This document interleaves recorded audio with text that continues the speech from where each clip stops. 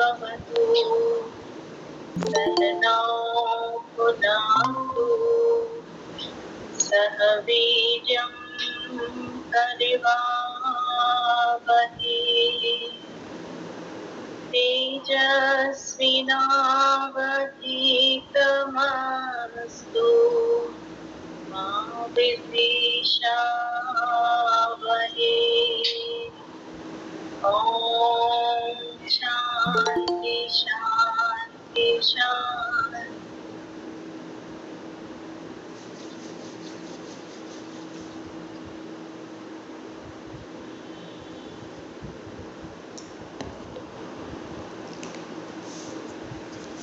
सभी को प्रणाम।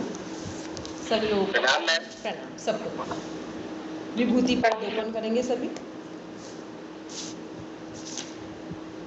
मनीषा योग दर्शन की बुक ओपन करो, उसमें विभूति पाठ चैप्टर ओपन करो।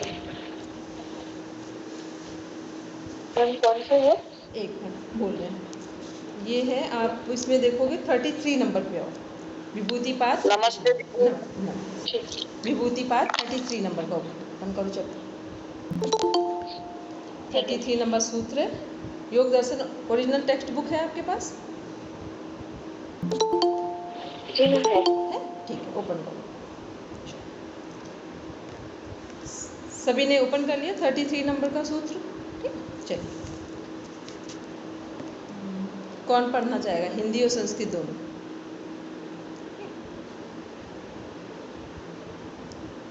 चलिए पढ़िए, पढ़िए। प्रतिभाद्वा सर्वम अथवा प्रातिभ ज्ञान उत्पन्न होने से बिना किसी संयम के ही योगी को पहले कही हुई सारी बातों का ज्ञान हो जाता है। व्याख्या, जिसका वर्णन इसी पाठ के 36वें सूत्र में है, उसका नाम प्रातिभ ज्ञान है। यह विवेक जनित ज्ञान का पूर्व रूप है। अतः जिस प्रकार सूर्य की प्रभा से, जो कि सूर्योदय से कुछ पहले प्रकट होता है, मनुष्य सब वस्तुओं को देख सकता है, उसी प्रकार प्रातिभ ज्ञान उत्पन्न होने से योगी सब कुछ जान जाता है। सभी लोग जो अभी जुड़ रहे हैं कालिंदी मैम, विभूति पाद योग दर्शन बुक ओपन करेंगे। योग दर्शन बुक में विभूति पाद सूत्र नंबर 34। प्रणाम मैम, ट्रेन में हूँ मैं। ठीक है, ट्रेन में हूँ। फिर आराम से सुनिए। ठीक है, फिर सुनिए आराम से। चलिए, अच्छा अभी हाँ एक मिनट रुकेंगे। कल हमने बताया था कि जो सूर्योदय, जब ऑरेंज कलर का सूर्योदय दिखता है उसको क्या बोलते हैं? ये क्वेश्चन है आपका। सविता। ठीक, सविता बोलते हैं उसका। ठीक है, चलिए आगे पढ़िए।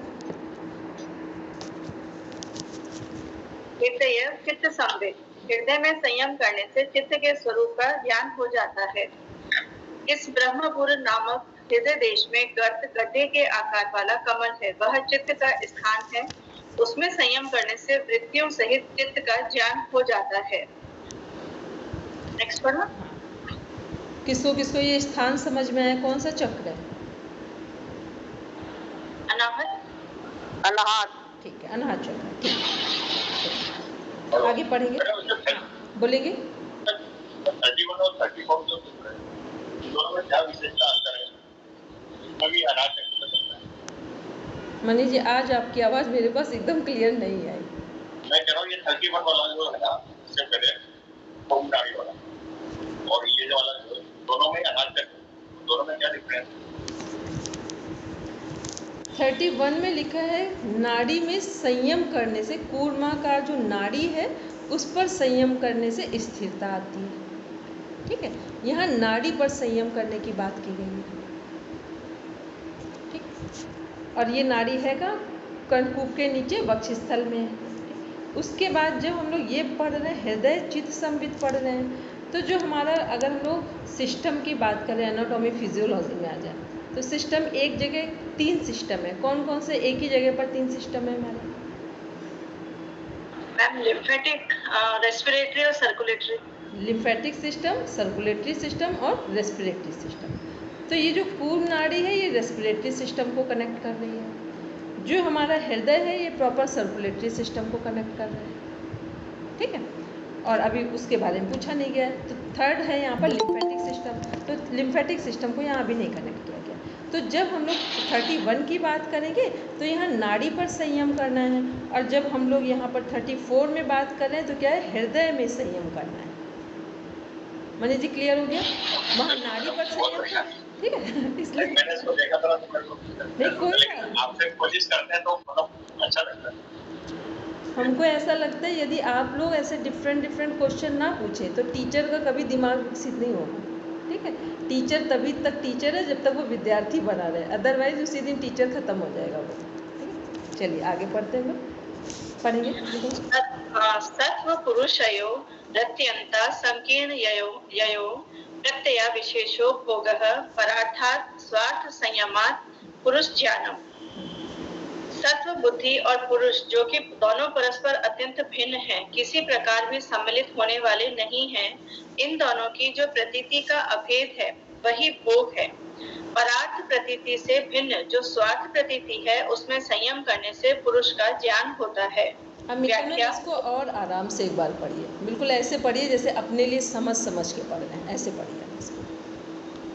सत्व बुद्धि और पुरुष जो कि दोनों परस्पर अत्यंत भिन्न हैं, किसी प्रकार भी सम्मिलित होने वाले नहीं हैं। मतलब मैम प्रकृति और पुरुष की बात हो रही है यहाँ पे। इन दोनों की जो प्रतीति का अभेद है वही भोग है। परार्थ प्रतीति से भिन्न जो स्वार्थ प्रतीति है उसमें संयम करने से पुरुष का ज्ञान होता है। अब फिर रुकेंगे, अब आराम से सुनेंगे मेरी बात, ठीक है। देखो, सत्य और सत्व में किसको अंतर बिल्कुल सही समझ में आता है। सत्य में और सत्व में, बोलो दीप्ति। मैम सत्व तो गुण से रिलेटेड है, और जो सत्य है वो मतलब जिसे कहते हैं प्रज्ञा, क्या था जो मतलब बुद्धि का परिष्कृत रूप, वो सत्य है। अब दीप्ति बोलो। मतलब जो, हाँ ठीक है, अभी हरदीप जी कंप्लीट कर लीजिए, अपनी बात पूरी करिए। नहीं ओके है मैम, इतना ही। अब दीप्ति आप बोलो, फिर हम दोनों के बीच में क्लैरिफिकेशन करें। हम सत्य बोलना चाह रहे हैं, आपने पहला वर्ड सत्य बोला। हमने बोला ऊपर लिखा है ना सत्व, और हमने बोला सत्व और सत्य के बीच में क्या अंतर है। हम सत्य तो कर्म से रिलेटेड है, और जो सत्व है वो ज्ञान का परिष्कृत रूप है जहाँ पे प्रयास रहित होना पड़ता है हमें। अंजू। और सत्व में प्रयास करना पड़ता है। सत्व यहाँ पर करती है, और वो सत्य हो आत्मा। अंजू ने लगभग सही आंसर दिया है। पहले हरदीप जी का आंसर सही था, फिर अंजू का उससे भी सही हो, ठीक है। देखो सत्व क्या है, इसको अपना जहाँ की नोट से बना रहे बिल्कुल ऊपर लिखेंगे जाकर, सत्व भी लिख लीजिए और सत्य भी लिखिए जाकर। सीमा में कुछ बोलेंगे? दीदी मैं तो ये बोलना चाह रही हूँ, सत्य तो एक वाणी है लगभग बोलने वाली, और जो तत्व है वो बुद्धि। मेरे को तो ऐसा समझ में आया। ठीक है, आपने भी सही समझा, ठीक। तो जो सत्व है वो किससे संबंधित है? प्रकृति से संबंधित है। और सत्य किससे संबंधित है?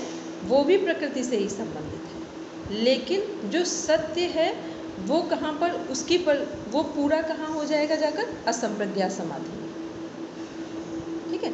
सत्य कहाँ अपनी पूर्णाहुति कर देगा? असंप्रज्ञात समाधि में। और सत्व क्या है? ये यहीं पर हमारे, ये भी असंप्रज्ञात में ही पूर्ण हो जाएगा। लेकिन अब दोनों पूर्ण कैसे होंगे? सत्व जो है ये प्रकृति में विलीन हो जाएगा, और सत्य जो है वो पुरुष में विलीन हो जाएगा।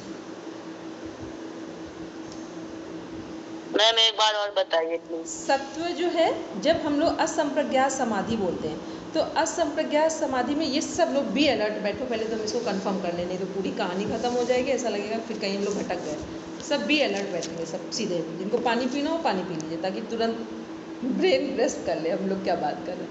हमने कहा जो सत्य है और सत्व, जब असंप्रज्ञात समाधि होगी, निर्भीक समाधि होगी, कैवल्य होगा, निरुद्धावस्था होगी, पर वैराग्य होगा, उस समय पर जो सत्व है वो कहाँ विलीन होगा? सत्व, सत्य नहीं, सत्व कहाँ विलीन होगा? प्रकृति प्रकृति में, पुरुष में। सत्व कहाँ विलीन होगा? प्रकृति में। असत्य, सत्य कहाँ विलीन होगा? पुरुष में। पुरुष में। लेकिन अगर हम लोग दोनों को अलग अलग कर रहे हैं तो सत्व प्रकृति में विलीन हो गया, क्योंकि प्रकृति ही है सत्व, ठीक है, तो वो प्रकृति में विलीन हुआ असंप्रज्ञात समाधि में। और जब जो सत्य है वो भी विलीन हो रहा है, वो पुरुष में विलीन हो रहा है। लेकिन सत्य जो विलीन हो रहा है वो किसका पार्ट है?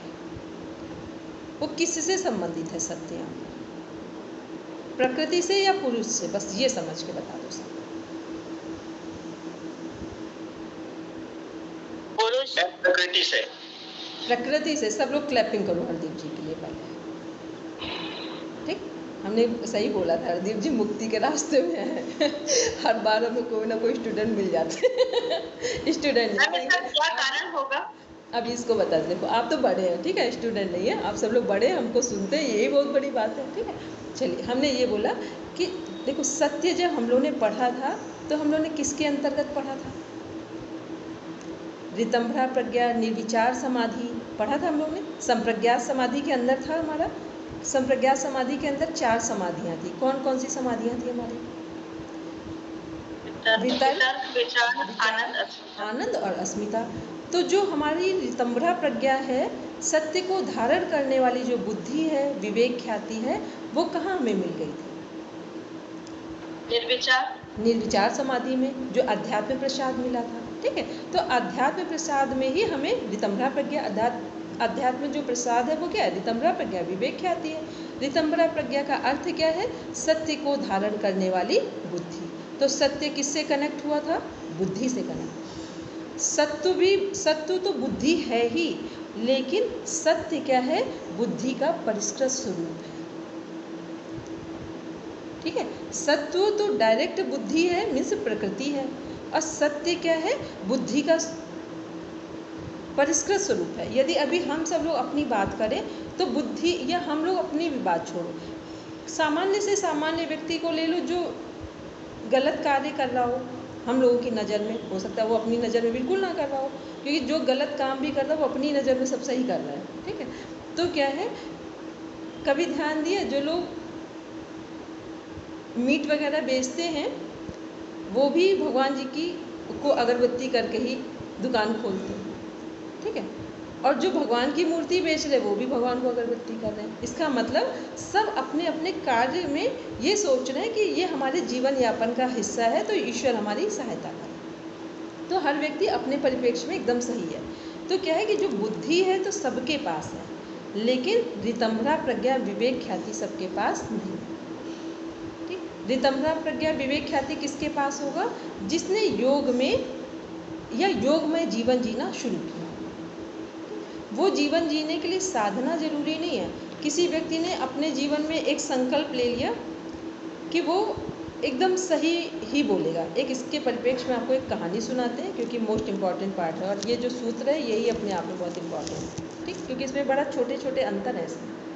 देखो, हम जब पढ़ते थे 2004 में एक बार विश्वविद्यालय घूमने गए थे, एक आर्ट ऑफ लिविंग में एक क्लास हुई। उस क्लास में एक कहानी सुनाई गई।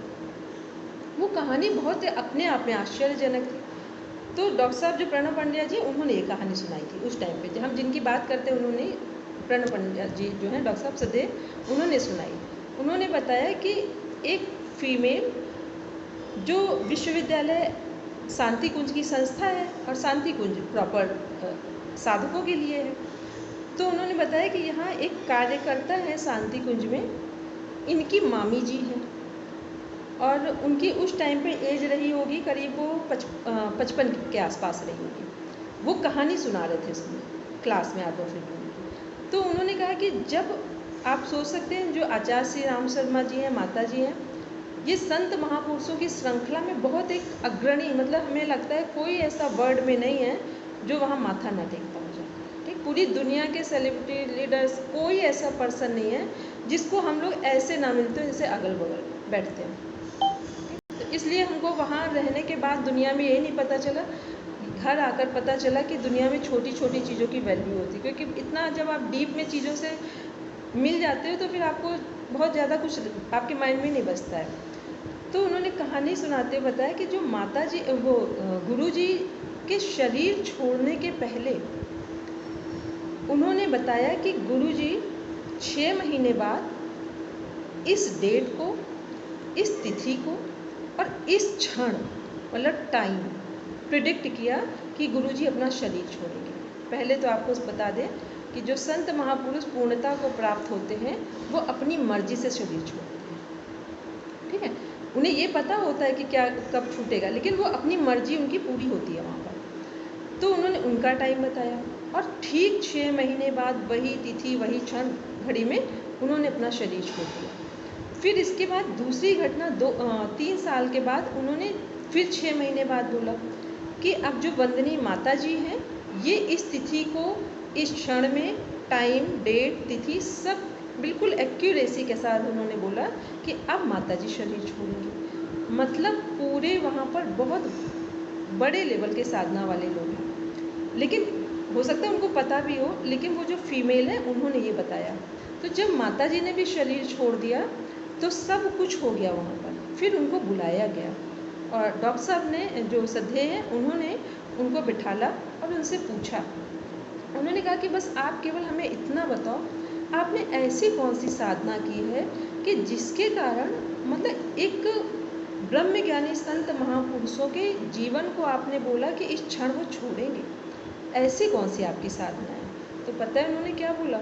वो जो बोला वो सच में अपने आप में वंदनीय है, वो वाली बात। तो उन फीमेल ने बोला कि हमने अपने जीवन में कभी कोई साधना नहीं की, कभी हमने कोई दिया नहीं जलाया, कभी अगरबत्ती नहीं जलाई, कभी हम पूजा के लिए बैठे नहीं, कोई आसन नहीं, कोई प्राणायाम नहीं, हमने योग की दुनिया में एक पॉइंट पे भी कदम ही नहीं रखा। साफ बिल्कुल क्लीन चिट, ना कोई कथा ना कोई सत्संग, कुछ अटेंड नहीं किया, सब सुनते जाना, कुछ नहीं किया। तो डॉक्टर साहब ने पूछा कि अब तो और जिज्ञासा बढ़ रही कि अब आप हमको बस क्लियर करो ऐसा क्या है कि फिर आपने क्या किया। तब उन्होंने बोला उस टाइम पे जब वो अपने बचपन में रही होंगी, वो कोई मंत्री वगैरह की लड़की थी, अब जहाँ के भी रहा हो इतना आपको डीप में नहीं याद है। तो उन्होंने कहा कि हम अपने घर में इतना अच्छे से लालन पालन हुआ था मेरा कि पिताजी को मेरे लगता था कि ये इसकी जहाँ शादी होगी ये वहाँ पर 2 दिन भी निभाएगी नहीं, ये मेरे पापा को कंफर्मेशन लगती थी। तो पापा ने मेरे शादी जहाँ फाइनल की उसके पहले हमें 6 महीने पहले से ट्रेनिंग देना शुरू की। बस पापा ने कहा कि तुमको हमने सब कुछ दिया है और आगे भी सब कुछ तुम्हारा है, लेकिन केवल 2 बातें मेरी गांठ बांध लो बस, तो हम समझेंगे कि माता पिता होना हमारा सार्थक हो गया।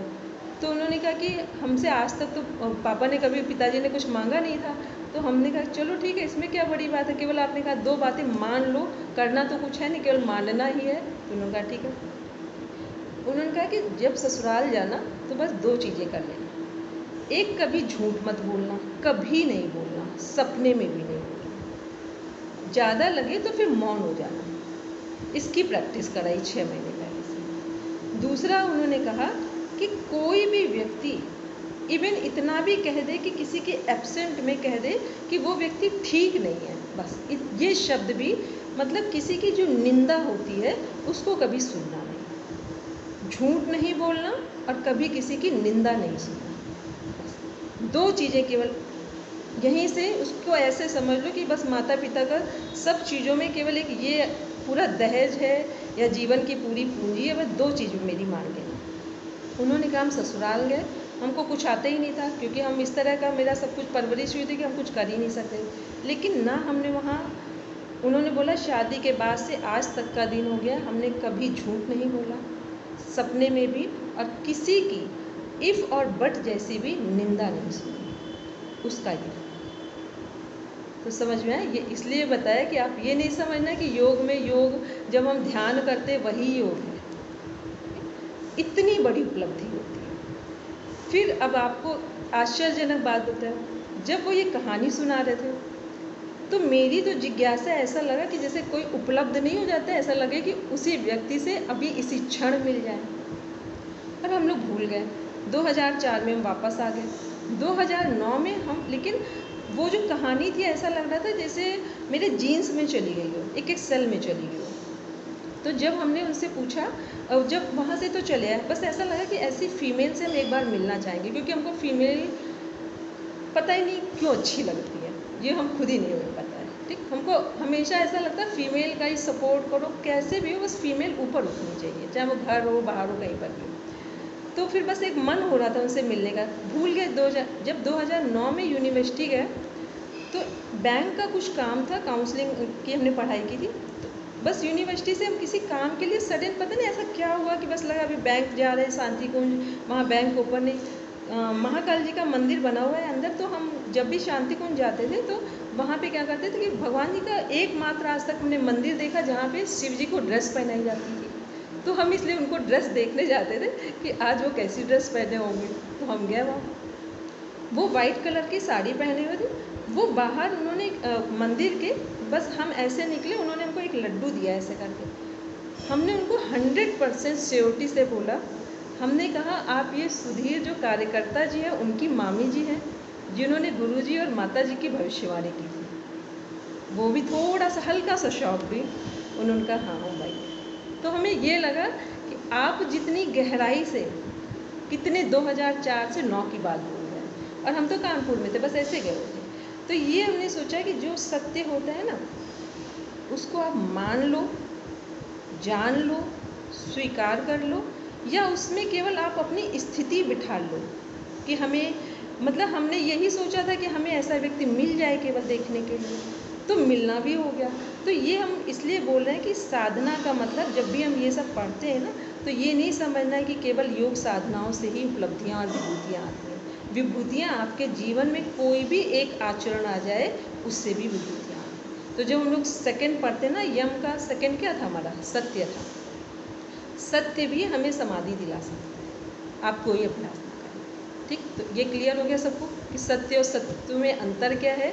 और जीवन में विभूतियों को पाने के लिए ज़रूरी नहीं कि सब साधनाएं ही करनी पड़े, आप जिस बात पे भी संयम कर लेंगे उसी से आपको विभूतियाँ मिल जाएंगी। ठीक, तो सत्य भी हमारा कहाँ है, संप्रज्ञा समाधि, और कहाँ है, प्रकृति से जुड़ा हुआ है।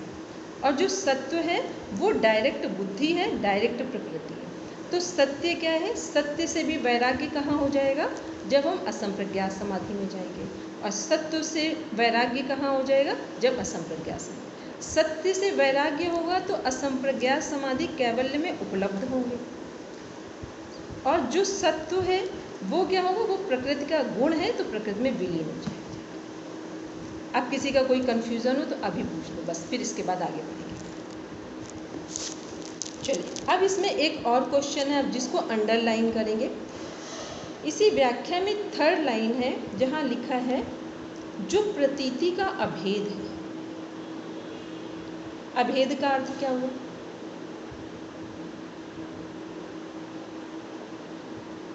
बोलेंगे अंजू?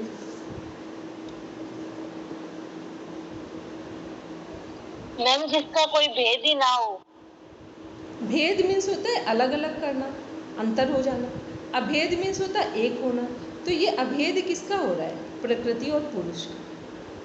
और जब प्रकृति और पुरुष का अभेद होगा तो अज्ञानता जन्म लेगी या ज्ञान जन्म लेगा? ज्ञान जन्म देगा। मैं प्रकृति और पुरुष का अभेद होगा,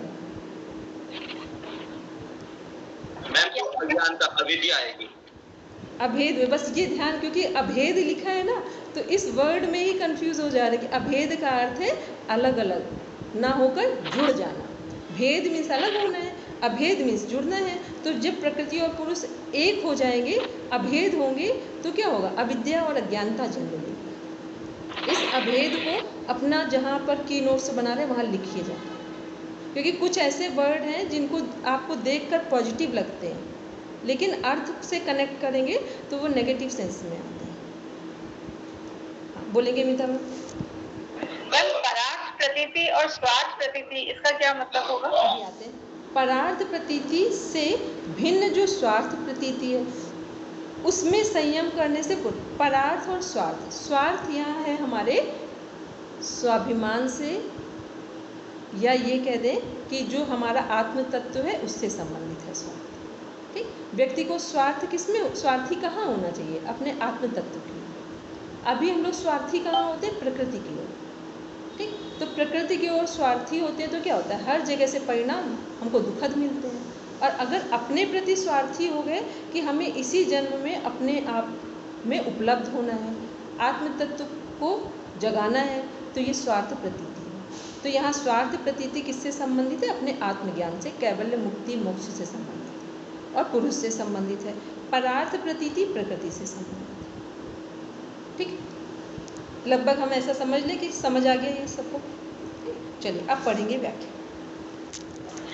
बुद्धि और पुरुष दोनों सर्वथा भिन्न हैं, उनका कोई मेल नहीं है, क्योंकि बुद्धि परिणामशील, जड़, भोग्य और चंचल है एवं पुरुष अपरिणामी, चेतन, भोक्ता और असंग है। तथापि अविद्या के कारण उनकी एकता सी हो रही है, इसी का नाम अस्मिता है। यही रुकेंगे तब। पहले यहाँ पे बुद्धि और पुरुष दोनों सर्वथा भिन्न हैं, उनका कोई मेल नहीं है। बुद्धि के जो पर्यायवाची हैं इनको सभी को लिख लीजिए जाकर, जहाँ की नोट है वहीं पर लिखे जाके, सब लोग लिखेंगे। बुद्धि के पर्यायवाची क्या क्या है? बुद्धि को ब्रैकेट में लिखेंगे प्रकृति, और पर्यायवाची क्या है इनके? परिणामशील, जड़ है, भोग्य है, चंचल है। एवं पुरुष के जो पर्यायवाची है वो क्या है? अपरिणामी है, चेतन है, भोक्ता है, असंग है। सबके पर्यायवाची लिखिए, पूछे जाते हैं आपके क्वेश्चन।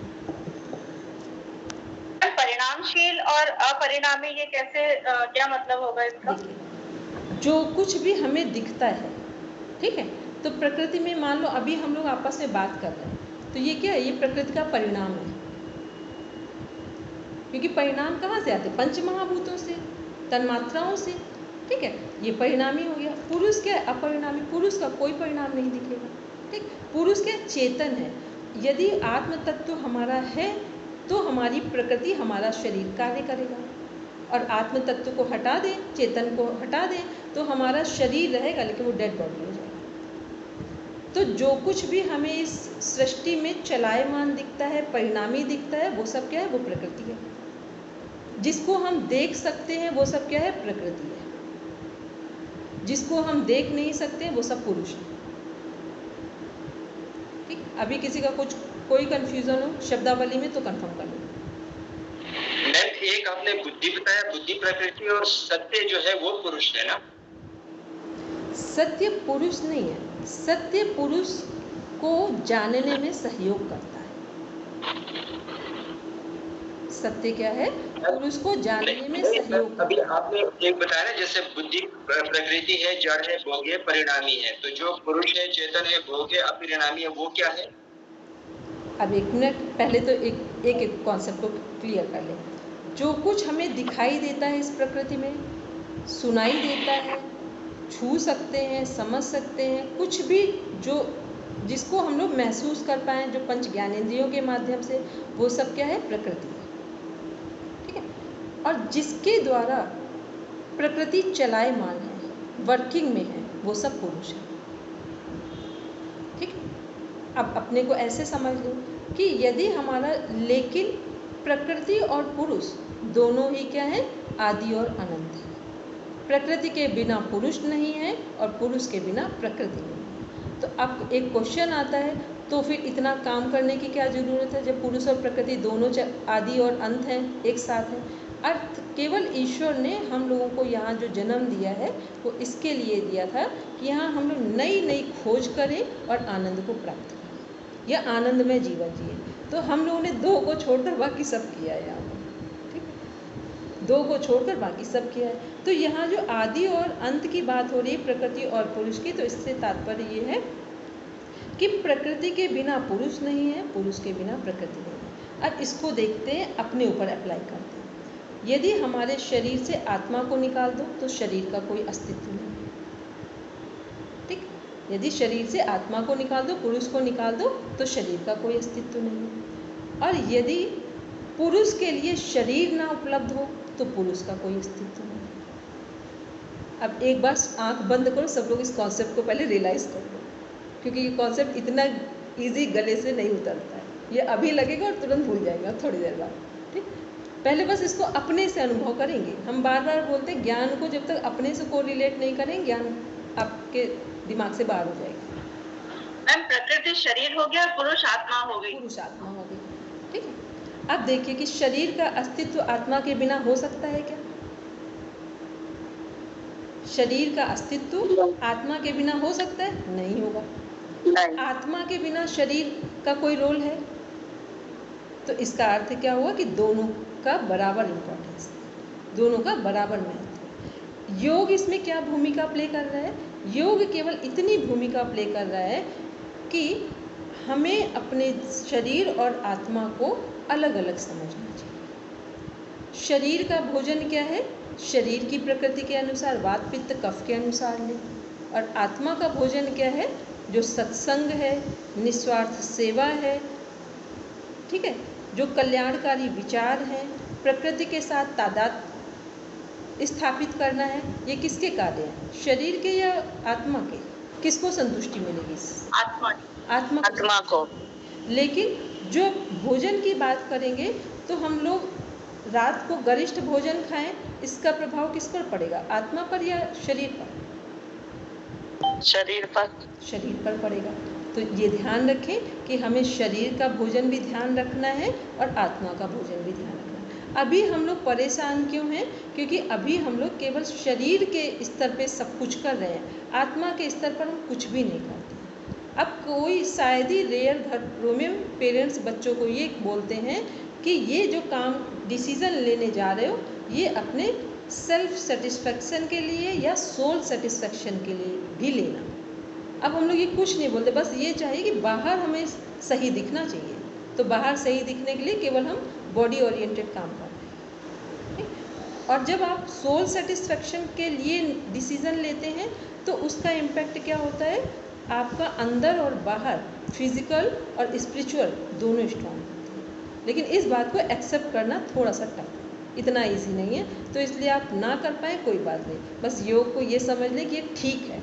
एक्सेप्ट भी कर लेंगे तो एक दिन यात्रा शुरू हो जाएगी, क्योंकि चाहे आप 10 जन्म लें 100 जन्म लें, यात्रा इसी मार्ग पर करनी है। ये सब समझ लीजिए, ठीक, क्योंकि हम लोगों को जीवन के लिए मिला हुआ है।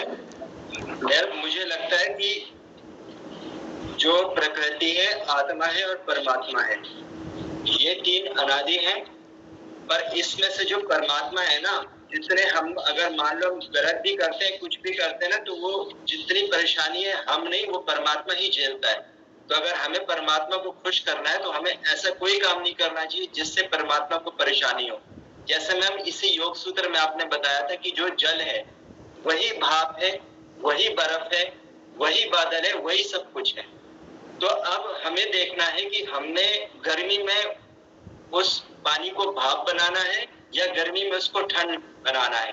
तो अगर हम उसको गर्मी में ठंडा बनाएंगे तो परमात्मा खुश रहेंगे, और अगर हम गर्मी में उसको भाप बनाएंगे और उबालेंगे तो परमात्मा को दुख ही होएगा, पर वो कुछ कहते नहीं है, वो मस्त रहते हैं। आपकी बात एकदम सही है। बस एक चीज़, एक कॉन्सेप्ट को अलग करेंगे। जो ईश्वर है वो एक सत्ता है, जो निराकार सत्ता है, जिसको हम लोग पुरुष विशेष की संज्ञा दे रहे हैं, वो हमारे किसी भी चीज़ से प्रभावित नहीं होता। ठीक, उसने वहाँ से हमें क्या मिला है?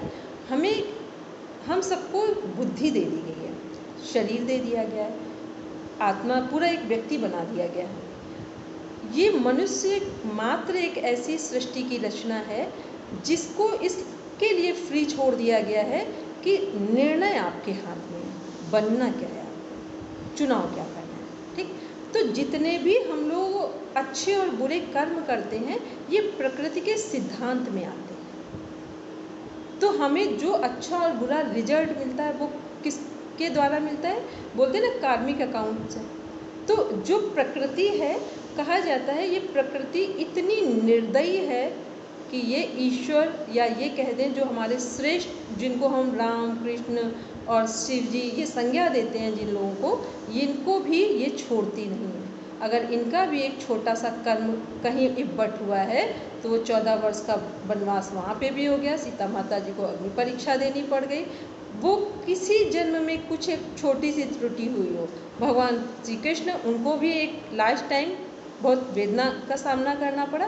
तो ये क्या है कि प्रकृति, लेकिन बस जो हमारे ये इष्ट और आराध्य जिनको बनाते हैं, इनसे हमें क्या सीख लेनी। जब हम लोग मंदिर में जाते तो हम लोगों ने तो इतना फ्रस्ट्रेट हो गए हैं मंदिर जाते जाते कि हम लोग जल चढ़ाएं, सब कुछ चढ़ाएंगे और कहेंगे कि ये सब हमें मिल जाए। जब भी मंदिर में जाएं तो हमेशा क्या बोलना चाहिए कि हमको सद्बुद्धि मिले, क्योंकि जिनको हम आराध्य मान रहे हैं उन लोगों ने हमें क्या प्रेजेंट किया है। उन लोगों ने सिर्फ इतना प्रेजेंट किया है कि उन्होंने जीवन में जो भी अच्छा और बुरा कर्म किया उसके परिणाम को स्वीकार करने से वो कभी पीछे नहीं हटे। ठीक, तो यही हमारे जीवन में होना चाहिए कि यदि हमने अच्छा किया है, बुरा किया है, उसका जो परिणाम आए उसको हमें स्वीकार करना है, क्योंकि उसके परिणाम से आप बच नहीं सकते। तो ये सद्बुद्धि, क्योंकि आदरणीय करता ही भोगता है ना। परमात्मा के अंदर तो कुछ जाता ही नहीं है, वो तो निर्लिप्त है, उसके अंदर तो कुछ न सुख दुख कुछ भी नहीं जाता। तो वो क्या है, तो बस इसी बात को ध्यान रखें कि कार्मिक अकाउंट प्रकृति में जुड़ेंगे जाकर, ठीक है। और प्रकृति में जितना भी हम कुछ करेंगे, जैसा हम करेंगे, जैसे अभी हमने आपसे जो हम लोग तन्मात्राएं और आकाश तत्व कल बोल रहे थे ना, वाणी और शब्द पर संयम करना, ये क्या था कि यदि हमने यहाँ पर आपको सपोज करके ऐसे हल्के से भी हमने किसी को अपमानित कोई शब्द बोल दिया, या हमने अपमानित नहीं भी बोला, तो हमने कुछ ऐसा किया कि जिससे आप हर्ट हो गए, तो इसका पता है, हम हो सकता है कि आज ही इंडिया से बाहर शिफ्ट हो जाए जाकर, लेकिन आप ये समझ लेना कि इंडिया से बाहर नहीं, हम पूरे यूनिवर्स में कहीं शिफ्ट हो जाए जाकर, जो हमने आपको हर्ट किया है ये कहीं ना कहीं से हमको रिटर्न हो जाए। तो यहाँ व्यक्ति, वस्तु, परिस्थिति, देश, काल, सीमा, इसका कोई मतलब नहीं है। आप जो करते हैं वो आपको प्रकृति रिटर्न कर देती है। तो इसलिए जो भी करें वो समझ कर करें, शॉर्ट टर्म कुछ भी ना करें, बस इतना ध्यान रखेंगे। तो हमको ऐसा लग रहा है। तो अब ये जिनके जो अर्थ हैं ये हमारे पर्यायवाची लिखे थे प्रकृति के, उन्हें अलग कर लेंगे। भोक्ता किसके लिए आता है? भोक्ता किसके लिए आ रहा है? पुरुष के लिए। पुरुष के लिए। चंचल स्वभाव किसका है? प्रकृति का। प्रकृति का। भोग और अपवर्ग किसको मिलते हैं और कौन मिलाता है? मैम योगी को प्रकृति दिलाती है, जो आत्मा उसको देगी, भोग देगी फिर अपवर्ग देगी। भोग और अपवर्ग देने वाली प्रकृति है, ठीक है। जब भोग देती है प्रकृति तो क्या होगा कि पहले संसार की सभी चीज़ों से व्यक्ति को अवगत करा देगी, ये भोग देना हो गया। अपवर्ग क्या है? जब इन्हीं सभी चीज़ों से वैराग्य करा दे, यही अपवर्ग है। क्लियर? भोग और अपवर्ग क्या है? प्रकृति दे रही है और किसकी तरफ इंडिकेशन है? पुरुष की तरफ। चलिए अब आगे बढ़ेंगे। इस एकता के कारण दोनों का अलग अलग ज्ञान नहीं होता, एक साथ मिला हुआ ज्ञान होता है। उस दशा में इस जड़ बुद्धि में, जो कि पुरुष की चेतना से चेतन से हो रही है, जो सुख दुख और मोह रूप नाना प्रकार की वृत्तियों का उदय होता है, वह वृत्ति अविशेष अभिन्न मिश्रित है, क्योंकि इससे चित्त के धर्म सुख दुख और मोह आदि चित्त में प्रतिबिंबित चैतन्य पुरुष में अध्यारोपित होते हैं। यह अभेद प्रतीति ही भोग है। यह अभेद रूप वृत्ति यद्यपि चित्त का धर्म है परंतु पुरुष के लिए है, इस कारण परार्थ है। और इसी दशा में जो इस भोग रूप वृत्तियों से भिन्न दृष्टा पुरुष के स्वरूप विषय वृत्ति होती है, वह पौरुषे वृत्ति स्वार्थ है, क्योंकि उसका विषय पुरुष है और वह है भी उसके लिए, अतः वह परार्थ नहीं है। इस स्वार्थ वृत्ति में संयम करने से पुरुष का ज्ञान होता है। यद्यपि ज्ञान बुद्धि का धर्म है, अतः उस बुद्धि के धर्म रूप ज्ञान से पुरुष नहीं जाना जाता है, किंतु बुद्धि में जो पुरुष का चेतन रूप प्रतिबिंबित है, उसको दर्पण में अपना मुख देखने की भांति पुरुष देखता है। इस प्रकार उक्त संयम से योगी को पुरुष का ज्ञान होता है।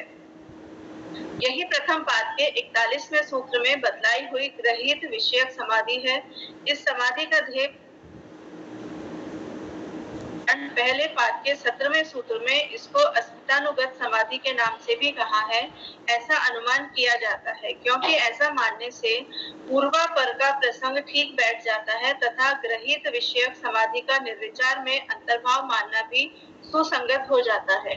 ठीक है, तो ये क्या था? जहाँ प्रतीति का अभेद है, प्रतीति का अभेद मीन्स क्या था, प्रकृति और पुरुष से संबंधित था। तो जब हमें निर्विचार समाधि प्राप्त हो रही है तो हमें किस बात का ज्ञान हो रहा है?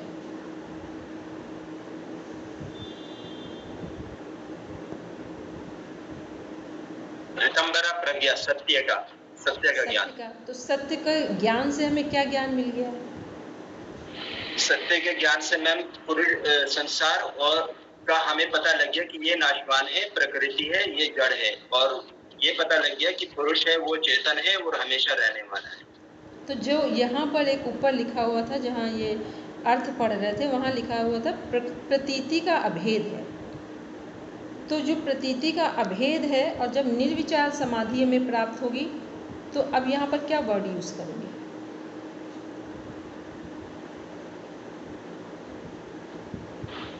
मैम क्या चीज? अध्यात्म प्रसाद। जब बुद्धि और पुरुष एक साथ हैं तो ये प्रतीति का अभेद है, और जब निर्विचार समाधि से हमें मिल गई है तो अभेद की जगह क्या यूज करेंगे वर्ड?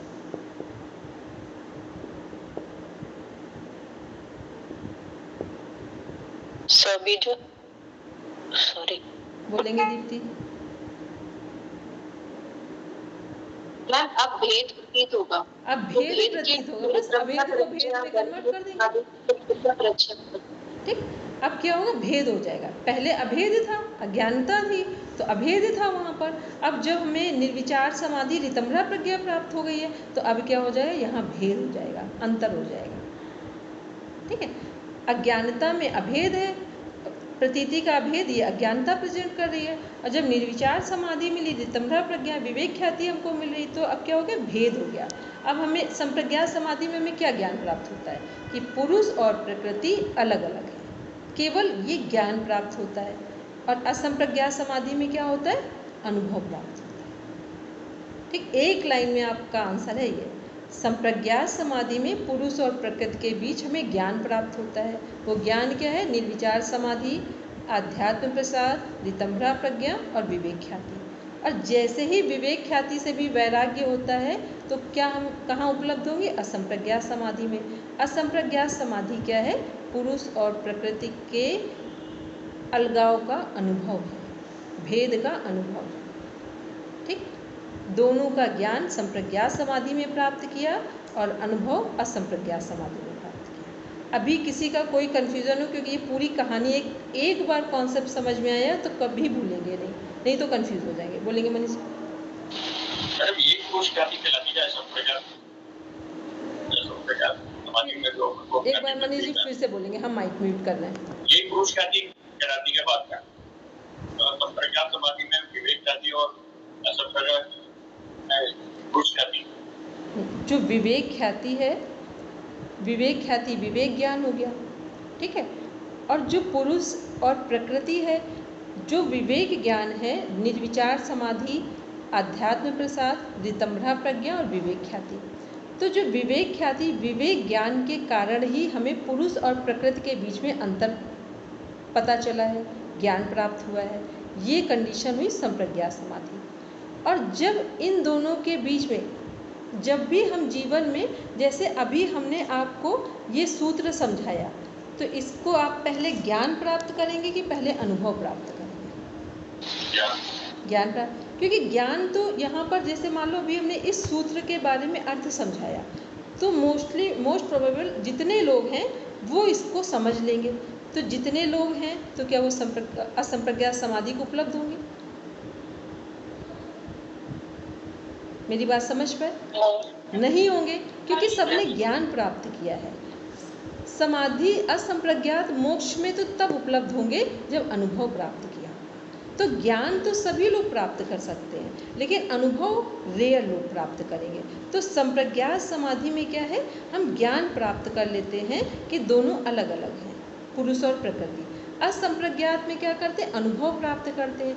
तो अनुभव जब प्राप्त करते हैं तो विवेक ख्याति क्या थी? जिसके कारण हमने ज्ञान प्राप्त किया था संप्रज्ञात समाधि में। और जब विवेक ख्याति से भी वैराग्य होगा तब हम असंप्रज्ञात समाधि में उपलब्ध होंगे। अंतिम वैराग्य किससे होना है? विवेक ख्याति, सत्य से भी वैराग्य होना है। क्योंकि जो लोग जीवन में ये बोल देते हैं ना कि हम सच बोलते हैं। जब सच बोलना भी एक अहंकार बन जाए तो आप समझ लेना अब मोक्ष का कोई संबंध नहीं है यहाँ पर। ठीक है, तो सच से भी हमें बाहर जाना है। तो जब असंप्रज्ञात समाधि की बात करते हैं, मोक्ष और मुक्ति क्या है? जहाँ पर हम पाप और पुण्य दोनों से रहित हो जाए, सत्य और झूठ दोनों से रहित हो जाए, वो है। तो विवेक ख्याति से जब वैराग्य होगा वो अंतिम स्थिति है असंप्रज्ञात समाधि। और जो विवेक ख्याति है वो क्या है? संप्रज्ञात। एक क्वेश्चन आता है, मोस्ट इम्पॉर्टेंट, लोग क्वेश्चन पुटअप करते हैं योग दर्शन में कि संप्रज्ञात समाधि और असंप्रज्ञात के बीच की कड़ी का नाम क्या है? चेन क्या है बीच की? रितंभरा प्रज्ञा नहीं, कॉमन शब्दों में आएंगे तो विवेक ख्याति बोलेंगे। हाँ, बोले है वो रितंभरा प्रज्ञा ही, लेकिन वो क्या है? सूत्र को जब डिफाइन कर रहे हैं तो अंतिम सूत्र जो है प्रसंख्याने अब कुछ 10 वाला जो सूत्र है वो क्या है? विवेक ख्याति से भी वैराग्य दिखाएगा तब धर्म में समाधि आ रही है। तो विवेक ख्याति जो है वो संप्रज्ञात और असंप्रज्ञात के बीच की चेन है। तो जो जब बीच में है तो जो संप्रज्ञात समाधि है वहाँ विवेक ख्याति से, विवेक ज्ञान से हमने ज्ञान प्राप्त किया है। पुरुष और प्रकृति अलग अलग है। और जिस क्षण इस ज्ञान से भी वैराग्य हो जाएगा उसी क्षण हम कहाँ उपलब्ध होंगे? असंप्रज्ञात समाधि, मोक्ष और कैवल्य। अब मनीष जी आप बोलिए, अपने शब्दों में नहीं आया तो फिर से बोलिए, तो जो हम कोशिश करेंगे समझ। मेरा आगे बहुत अच्छा मैं कह रहा हूँ पुरुष ख्याति जो होती है ना, ये असंप्रज्ञात ख्याति का ही पुरुष ख्याति कहलाती है। पुरुष ख्याति एक वर्ड आता है पुरुष ख्याति। पुरुष ख्याति जो है वो पुरुष ज्ञान है, वो इसी से संबंधित होगा, असंप्रज्ञात से। पुरुष का ज्ञान, ठीक है, वो इसी से होगा, असंप्रज्ञात में ही जाएगा। वैसे पुरुष ख्याति वर्ड जल्दी यूज़ नहीं करते हैं, लेकिन ख्याति का अर्थ ज्ञान होता है और पुरुष का ज्ञान होना। तो पुरुष का ज्ञान होना तो जाएगा संप्रज्ञात समाधि में। लेकिन अब ये आपको सूत्र से देखना है या जो क्वेश्चन पुटअप कर रहा है उसके क्वेश्चन से समझना है कि ये उपलब्धि की बात कर रहे हैं कि ज्ञान की बात कर रहे हैं। अगर वो अनुभव की बात करेंगे तो संप्रज्ञात वो ज्ञान की बात में कनेक्ट कर रहे होंगे। जैसे सामने वाले ने क्वेश्चन 2 तरह से पूछे जाते हैं। जब पूछा जाता है कि हमें पुरुष का ज्ञान कहाँ प्राप्त हुआ है तो कौन सी समाधि होगी? ठीक। अब हमने कहा पुरुष का अनुभव कहाँ प्राप्त हुआ है तो असंप्रज्ञात हुआ। ठीक है, तो ज्ञान शब्द जब भी यूज होगा तो वो हमारे संप्रज्ञात में ही जाएगा। ज्ञान से भी वैराग्य असंप्रज्ञात हो जाएगा, मोक्ष हो जाएगा। अब मनीष जी क्लियर? ठीक है, चलिए आगे बढ़ेंगे। ततः प्रातिभ श्रावण वेदना दर्शा स्वाद वार्ता जायन्ते। उस स्वार्थ संयम से प्रातिभ श्रावण वेदन आदर्श आस्वाद और वार्ता ये 6 सिद्धियां प्रकट होती हैं। ये छहों सिद्धियां ग्रहित विषयक समाधि के साधन में लगे हुए साधक को पुरुष ज्ञान के पहले प्राप्त होती हैं। इनके लक्षण इस प्रकार हैं। प्रातिभ, इसका वर्णन 33वें सूत्र में आया है। इससे भूत, भविष्य और वर्तमान एवं सूक्ष्म ढकी हुई और दूर देश में स्थित वस्तुएं प्रत्यक्ष हो जाती हैं। श्रावण, इससे दिव्य शब्द सुनने की शक्ति आ जाती है। वेदन, इससे दिव्य स्पर्श का अनुभव करने की शक्ति आ जाती है। आदर्श, इससे दिव्य रूप का दर्शन करने की शक्ति आ जाती है। आस्वाद, इससे दिव्य रस का अनुभव करने की शक्ति आ जाती है। वार्ता, इससे दिव्य गंध का अनुभव करने की शक्ति आ जाती है। Very good. अब जहाँ वार्ता लिखा है यहाँ नीचे से नंबरिंग करेंगे। वार्ता को कनेक्ट करेंगे पृथ्वी, आस्वाद जल, आदर्श अग्नि, वेदन वायु, श्रावण आकाश। वार्ता पृथ्वी, आस्वाद जल, आदर्श अग्नि, वेदन वायु, श्रावण आकाश, ये 5 तत्वों के नाम हैं। जितने लोगों ने, कुछ लोगों ने यहाँ क्वेश्चन पेपर सॉल्व कर रखे हैं तो सबने देखा होगा 2017 वाला जो लास्ट का UGC नेट का एग्ज़ाम है उसमें ये क्वेश्चन पूछा गया। हमको अभी भी याद है कि हम लोगों की यूनिवर्सिटी में मोस्टली लोगों ने गलत किया था। हमने क्यों सही किया था, और भी हो सकता है 2-3 लोगों ने सही किया होगा। पूरी बुक लर्न थी इसलिए सही कर पाए थे। ठीक, तो ये क्या है, यहाँ पर ये क्वेश्चन पूछे जाते हैं। जैसे वार्ता लिखा हुआ है, इनकी मैचिंग दे दी जाती है करने को। तो फिर आपको ध्यान में रखना है कि ये किससे कनेक्ट हो रहा है, पंच तत्व से हो रहा है या तन्मात्राओं से हो रहा है। तो ये पंच तत्व से भी हो रहा है और तन्मात्राओं से भी हो रहा है। तो पंच तत्व क्या है यहाँ पर, जो वार्ता, आस्वाद, आदर्श, वेदन, श्रावण, पंच तत्व हो गए। फिर इनके जो तन्मात्राएं क्या हैं, वार्ता जो 6 नंबर पे है तो गंध तन्मात्रा है, आस्वाद रस है। सबको ये तो एकदम क्लियर हो रहा होगा, यहाँ तो कहीं कोई दिक्कत नहीं है। ठीक, प्रातिभ में हमने पढ़ा था, प्रातिभ अभी हमने किससे संबंधित पढ़ा था, सूर्य उगने से पहले किस कंडीशन में होता है, प्रातिभ। ऐसे विवेक ख्याति किससे पहले जो ज्ञान है वो क्या होगा, विवेक ख्याति से पहले का ज्ञान, प्रातिभ ज्ञान। ठीक है, तो ये प्रातिभ, वहाँ क्या हम लोगों ने देखा था कि सूर्य अगर उगने वाला है तो उस रोशनी में भी लगभग सब कुछ दिखाई देता है, प्रकाश बहुत नहीं होगा पर दिखाई देता है इतना। ऐसे ही जो विवेक ख्याति से पहले जो प्रातिभ ज्ञान है, तो हमें इतना समझ में आने लगता है कि सच क्या है, तो वो प्रातिभ ज्ञान हो गया। फिर उसके बाद हम लोगों ने 5 जो चीज़ें पढ़ी वो क्या है, पंच तत्व हैं हमारे, और पंच तत्व की 5 तन्मात्राएं। ठीक, तो उनके क्या कनेक्टिविटी है उसको हम लोगों ने देख लिया। अब सबको सिद्धि समझ में आ रही, कौन सी सिद्धि मिल रही है इसमें से, कौन सी सिद्धि मिली, बोलो दीप्ति। एक बार फिर से क्वेश्चन कीजिए प्लीज। हमने बोला ये जो 36 नंबर का सूत्र है, इसमें कौन सी सिद्धि मिल रही है, कौन सी विभूति प्राप्त हो रही है, वैराग्य। मैं 5 तत्वों और उनकी तन्मात्राओं को पूरी तरह से हम समझ लेते हैं। मैम ये ग्राह, हाँ बोलो दीप्ति। मैम ग्राह शक्ति की जो ग्राह शक्ति पर जो विभूतियां हैं वो प्राप्त हो रही है इसको। अभी कल हम लोगों ने सूत्र पढ़ा था, बैक में पढ़ा था, जब हम लोग काय रूप संयमात शरीर पर संयम कर रहे थे तो कौन कौन से, तो जो हमारे क्या थे, पंच महाभूत तन्मात्राएं थी, उन पर संयम अगर हमने किया तो क्या होगा, जल पर संयम करेंगे तो जल की सिद्धि हमें प्राप्त हो जाएगी, जल में हम डूबेंगे नहीं। पृथ्वी पर संयम करेंगे तो पृथ्वी से हमें कहीं चोट नहीं लगेगी। अग्नि पर संयम करेंगे तो जलेंगे नहीं। वायु पर संयम करेंगे तो हमें कभी भी वायु से संबंधित कोई रोग नहीं होगा, कोई तकलीफ नहीं होगी। आकाश पर संयम करेंगे तो हमारी शब्द वाणी इतनी सुंदर होगी कि जो बोलेंगे वो दूसरों के कल्याणकारी होगा, दूसरों के। यही तो सिद्धि प्राप्त हो रही है। बड़ा ध्यान से पढ़ेंगे, एकदम सरल है ये, लेकिन एक बार इसको पढ़ेंगे जैसे साइंस में फार्मूले के साथ पढ़ते हैं ना, बस उसकी तरह इसको पढ़ेंगे। इसमें कुछ ज्ञान नहीं लगा, बार बार बोल रहे, इसको दर्शन के भाव में पढ़ा तो ये कभी समझ में नहीं आएगा। इसको ऐसे साइंटिफिक तो समझ में आ जाएगा। बोलेंगे अपन में जी मैम, जो आपने ये 5 महाभूत के नाम बताए थे, वात, आस्वाद, आदर्श, एक बार दोबारा बताएंगे मैम? वार्ता है, एक मिनट देखिए, 6 नंबर पे जाइए, सब देखेंगे। 6 नंबर वार्ता में क्या लिखा हुआ है, दिव्य गंध का अनुभव करने की शक्ति आ जाती है। तो दिव्य गंध किससे आती है, गंध किसकी तन्मात्रा है, पृथ्वी की। उसके ऊपर देखिए 6 नंबर पे आस्वाद, इससे दिव्य रस का अनुभव करने की शक्ति आ जाती है। रस किसकी तन्मात्रा है, जल की। हरदीप जी क्लियर हो गया, हरदीप जी क्लियर हो गया।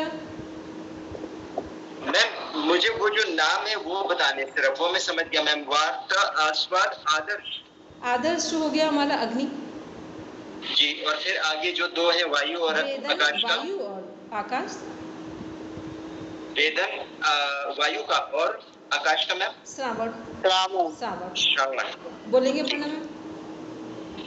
जी मेरे को ये पूछना था, वार्ता का मतलब होता है आपस में बात करना, तो वहाँ पर हमारी गंध कैसे कनेक्ट होगी? जैसे आस्वाद में तो दिव्य रस हो गया, क्लियर है।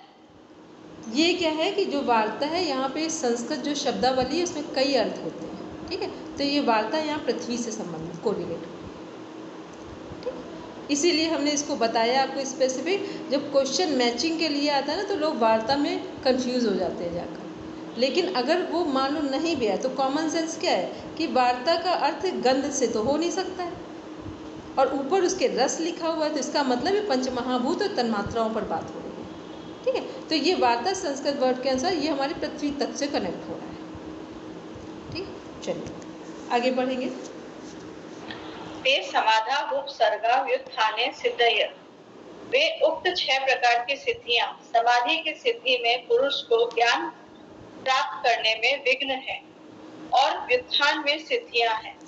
व्याख्या, उक्त 6 प्रकार की सिद्धियां साधक के सामने आए तो इनका त्याग कर देना चाहिए, क्योंकि ये उसके साधन में विघ्न स्वरूप है। हाँ, जिसका चित्त चंचल है, जो साधक नहीं है, जो समाधि की या आत्मोद्धार की आवश्यकता नहीं समझता है, ऐसे मनुष्य को किसी कारण से प्राप्त हो जाए तो उसके लिए अवश्य ही ये सिद्धियां हैं। ठीक है, एक क्वेश्चन है ऊपर, प्रातिभ ज्ञान से हमें कौन सी सिद्धि प्राप्त होगी? भूत, भविष्य और वर्तमान में ढकी हुई दूर देश में जो वस्तुएं हैं वो हमें प्रत्यक्ष दिखाई देंगी। ठीक है, ये प्रातिभ ज्ञान की सिद्धि है। चलिए, ये तो समझ में आ गया सबको ना कि जो हमारी सिद्धियां हैं ये क्या है, पुरुष ज्ञान प्राप्त करने में विघ्न है। पुरुष ज्ञान की कौन सी बात हो रही है? जब हम आत्म तत्व की, मोक्ष की बात कर रहे हैं, तो उसको प्राप्त करने में विघ्न है। वैसे ही अच्छी है, अगर जीवन में हम इसे केवल आत्मज्ञान ना प्राप्त करना चाहें, केवल सिद्धि से हम किसी का कल्याण करना चाहें, ऐसे बहुत सारे लोग हैं जो बहुत आगे की यात्रा नहीं चाहते, उन्हें कोई सिद्धि की, जितने आयुर्वेद में जो लोग हैं वो क्या है, सिद्धि तो करते हैं। अगर आयुर्वेद के जो एक्सपर्ट्स हैं वो सिद्धि ना करें तो उनकी दवा कभी फ़ायदा नहीं करती है। जितनी आयुर्वेदिक औषधियाँ हैं, पहले हम सिद्ध हों और फिर औषधियों को सिद्ध किया जाए, फिर वही औषधि हम लोग ऐसे यूज़ करेंगे किसी काम की नहीं है। लेकिन जो सिद्ध होकर, जिसने सिद्ध की है औषधि को, उसको जब वो कोई पर्सन देते हैं तो वो क्या होता है, वो फ़ायदा करती है। ठीक है, आयुर्वेद में तो ये जीता जागता एक कॉन्सेप्ट है, उसके बिना कोई भी दवा फ़ायदा ही नहीं कर सकती है। तो इसलिए सिद्धियाँ जिनको किसी का कल्याण में लगाना हो तो ठीक है, लेकिन जिनको सिद्धि कल्याण में लगाना है वो आत्मज्ञान नहीं प्राप्त करेंगे। ठीक, आत्मज्ञान प्राप्त करने के बाद कहा जाता है सभी रिद्धि और सिद्धि हमारी दासी होती है। दासी वर्ड यूज़ किया जाता है। ठीक है, मतलब, और उससे लेकिन विभूतियाँ और जो सिद्धियाँ हैं इनको प्राप्त करके आत्मज्ञान प्राप्त नहीं कर सकते। ठीक, तो बड़ी चीज़ के अंदर छोटी सभी चीज़ें समाहित हैं, लेकिन छोटी चीज़ के अंदर बड़ी चीज़ नहीं आ सकती है। तो ये हमारा चुनाव है, हम क्या चुनेंगे। पढ़ेंगे आगे मितम। बंध कारण शैथिल्यात् प्रचार संवेदनाच् चित्तस्य पर शरीरावेशः। बंधन के कारण कर्म की शिथिलता से और चित्त की गति का भली भांति ज्ञान होने से चित्त का दूसरे के शरीर में प्रवेश किया जा सकता है। व्याख्या, चित्त के बंधन का कारण कर्म संस्कार है। कर्मों का फल भुगतने के लिए ही यह चित्त किसी एक शरीर में बंधे रहने के लिए बाध्य हो जाता है। उक्त बंधन के कारण रूप कर्म संस्कारों को जब मनुष्य समाधि के अभ्यास द्वारा शिथिल करके चित्त को स्वच्छ बना लेता है और साथ ही जिन जिन मार्गों द्वारा चित्त शरीर में विचरता है, आता जाता है, उन मार्गों को और चित्त की गति को भी भली भांति जान लेता है, तब उसमें यह सामर्थ्य आ जाती है कि वह अपने चित्त को शरीर से बाहर करके दूसरे के मृत या जीवित किसी भी शरीर में प्रविष्ट कर सकता है। चित्त के साथ साथ इंद्रियां भी जहाँ चित्त जाता है वहाँ अपने आप चली जाती हैं। तो इसमें क्या है, जो हमने अभी लास्ट सूत्र पढ़ रहे हैं कि चित्त के बंधन का कारण कर्म संस्कार। तो जितने भी हमारे जैसे जैसे हम कर्म करते जाएंगे वैसे वैसे बंधन होते जाएंगे, और वही क्या होंगे कि चित्त को के ऊपर बंधन क्या, ये सब वृत्तियाँ ही हैं हमारी, अच्छी और बुरी। ठीक है, तो यही हमारे क्या संस्कार बन रहे हैं और इन्हीं को हम लोग भुगतान कर रहे हैं। कई बार हमें लगता है ना कि हम बहुत पुण्यदायी कर्म करते हैं तो अब हम मुक्त होंगे। पुण्यदायी कर्मों से कोई मुक्त नहीं होता है। ठीक, पुण्यदायी कर्म क्या हैं, अक्लिष्ट वृत्तियाँ हैं हमारे पाप कर्म, और पुण्यदायी कर्म है क्लिष्ट वृत्तियाँ। क्लिष्ट हुई कि अक्लिष्ट हुई? अक्लिष्ट।